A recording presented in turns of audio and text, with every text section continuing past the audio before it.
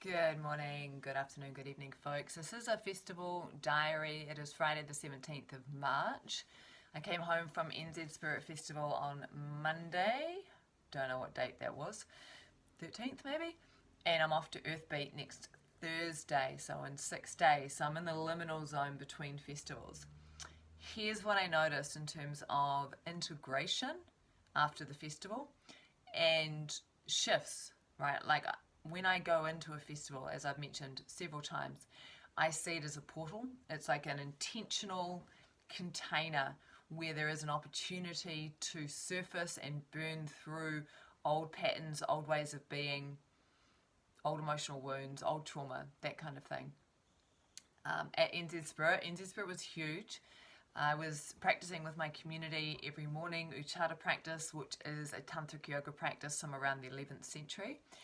And then on Friday, I delivered Dancing the Dragon, which is a full spectrum yoga experience that uses postures, breath work, meditation, storytelling, energetic work to support people to feel what is there and to digest what is ready to digest. And then on the Saturday, I co-facilitated the women's circle, the feminine circle, with Sasha, Sia, and Karina, and then we merged with the men's circle and went in and did the ecstatic dance. That was freaking huge. That was a lot. It was like a 3-hour facilitation experience. Oh, and I danced on Friday night. I go dance for Leah Luna, who's the DJ for Dancing the Dragon, or has been so far. She leaves the country in 3 weeks, but I was on stage for her for 2 hours of solid dancing. So it was big for me, and when I came off stage after co-facilitating the women's circle, I needed to fall apart in essence, and people were milling around and a few people wanted to talk to me, and I was just like, I can't do conversation right now. And what I noticed was I was really clear in my embodied no, my hell no. And that was the body of work that we'd done in the women's circle. Part of the body of work was that we got women to feel into what is a fuck yes feel like in your body. What does a hell no feel like in your body? What does a maybe feel like in your body? And what does resistance feel like in your body? Because so often, women and men as well, but women will override their hell no because they want to be polite. They don't want to upset people. They don't want to hurt people. They don't want to be rude. All of these different things, right? So they'll override what is a no, or they'll be afraid to say yes to something that's a yes because what might people think, and I'm not that kind of person, and what might happen, etc., etc. So we did this body of work in the women's circle, inviting women to embody the yes, the no, the maybe, and the resistance. So when I came off stage, I noticed straight away that I had zero tolerance for enduring or putting up with something that wasn't right for me in that moment, including conversation. So I was just like a hell no. And I literally got down on my hands and knees and went into child's pose on the grass and started sobbing. And I felt quite comfortable doing that. Like I'm comfortable now in feeling what needs to be felt in the moment. And I was in a public space, and yet at the same time, because I was in child's pose, my head was down, my hands were down, I was just on the earth, I was on the mother, and, my shoulders are shaking, but at least someone's really paying attention. They're not going to notice that I'm sobbing, and it's not really a big deal, right? And so as I was doing that, I felt one of my friends show up, and I was starting to get quite snotty, and I'm upside down, so I came up and my friend Buzzy was there, and he's like, are you okay? What do you need? How can I support you? And this is one of the men that's just done the men's circle, and I was just like, do you have any tissue? Do you have any toilet paper? Can you just sit with me while I just be with what's coming up, And he's like, yeah, totally. And he's handed me his scarf that he's wearing. He's like, I don't have toilet paper, but you can blow your nose on my scarf. It was a really beautiful scarf, and I did not want to do that. So I just kind of like, and then wiped my hand on the grass. And he just sat with me. And it was a really beautiful moment of myself as a facilitator recognizing what I needed, which was to allow myself to just fall apart in that moment, because I'd held space for a solid 3 hours that morning, and I don't know how many hours the day before. And to feel okay about just accepting support from a man in that moment. And he's like, what else can I do? And I'm like, can I just lean on you? I just wanted to lean. I wanted to lean on someone. I wanted to feel held. And so he was right there for me in a beautiful way. And I was able to say yes to him. I was able to say yes to the part of me that needed to sob. Which in the past, I wouldn't have been able to do that. I would have held in the tears. I would have not let anyone see me the space I was in. I would not have reached out for support.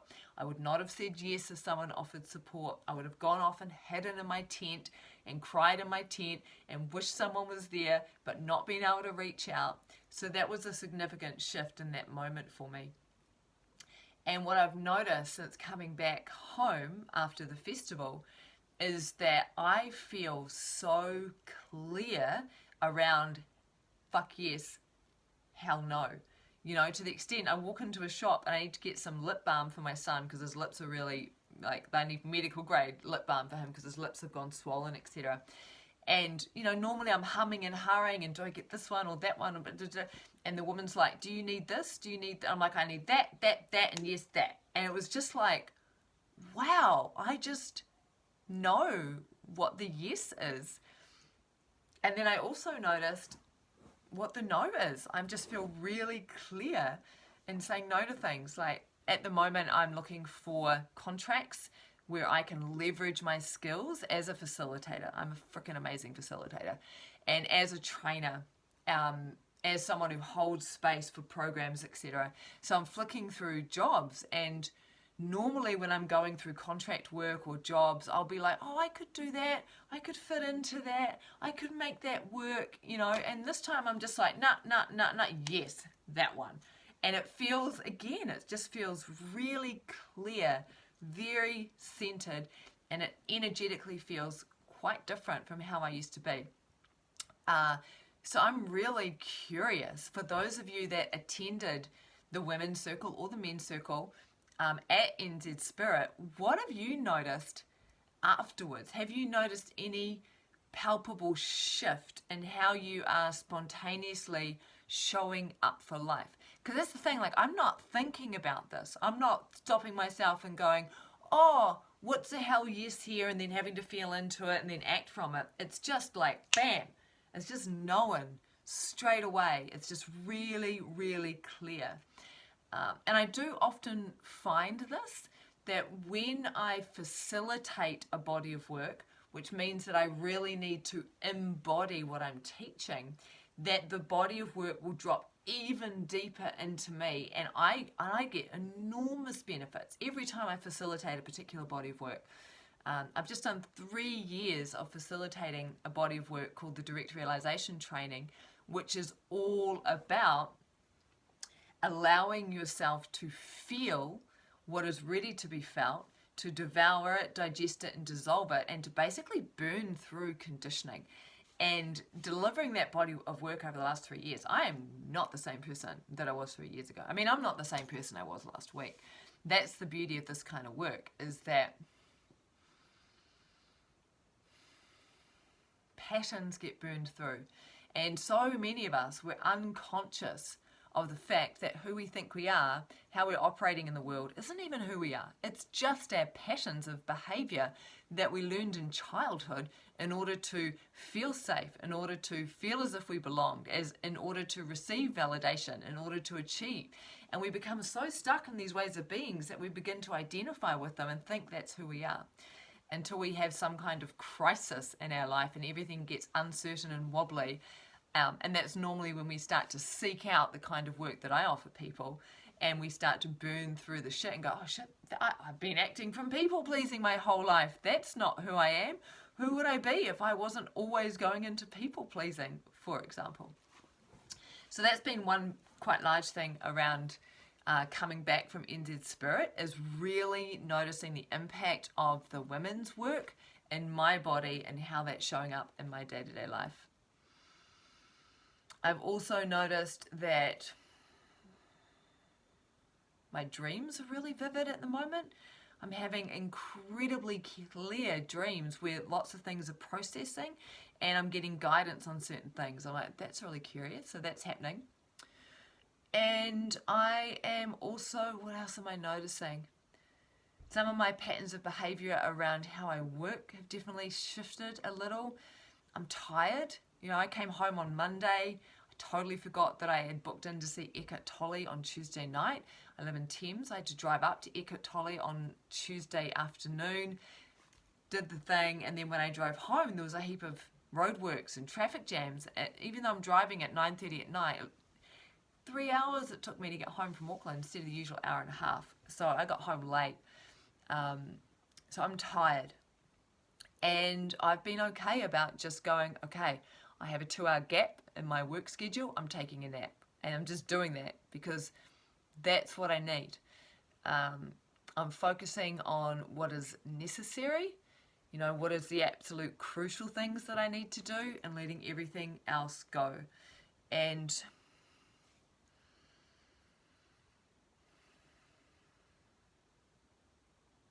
I feel good. I feel really good. One last thing I want to say on this festival diary is, on the last day, I hear a lot of people say, oh yeah, now I've got to go back to the real world. I'm going back to the real world. And I'm like, fuck that shit. Holding that view creates separation. And what that means is that people then have that experience of going back into the real world where they operate in a particular way. Whereas, you know, this is Festival 7 for me this season.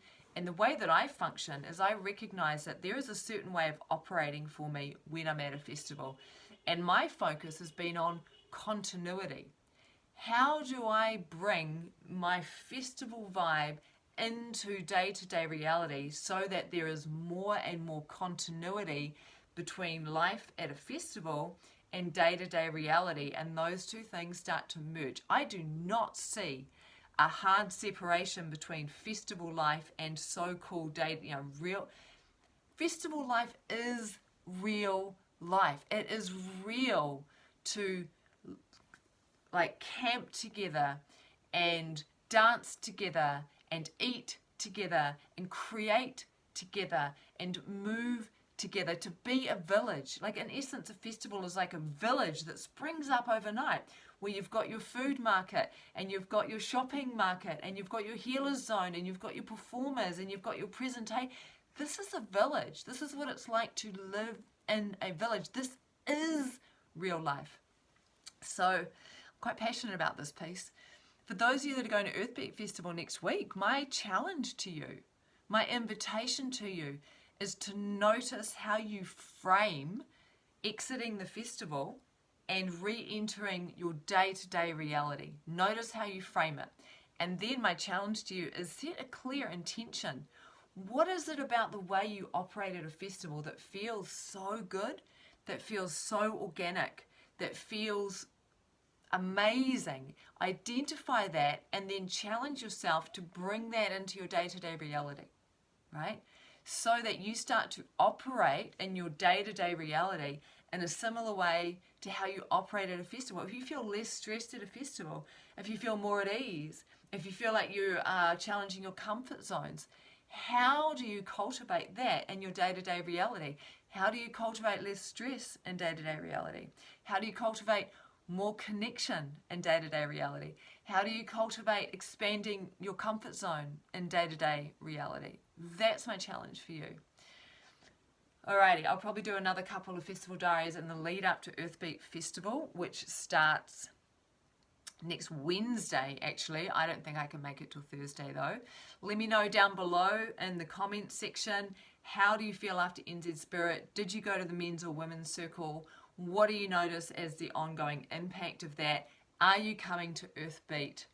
And are you willing to take up my challenge of working with continuity and integration between festival life and day-to-day life? I'll see you at Earthbeat.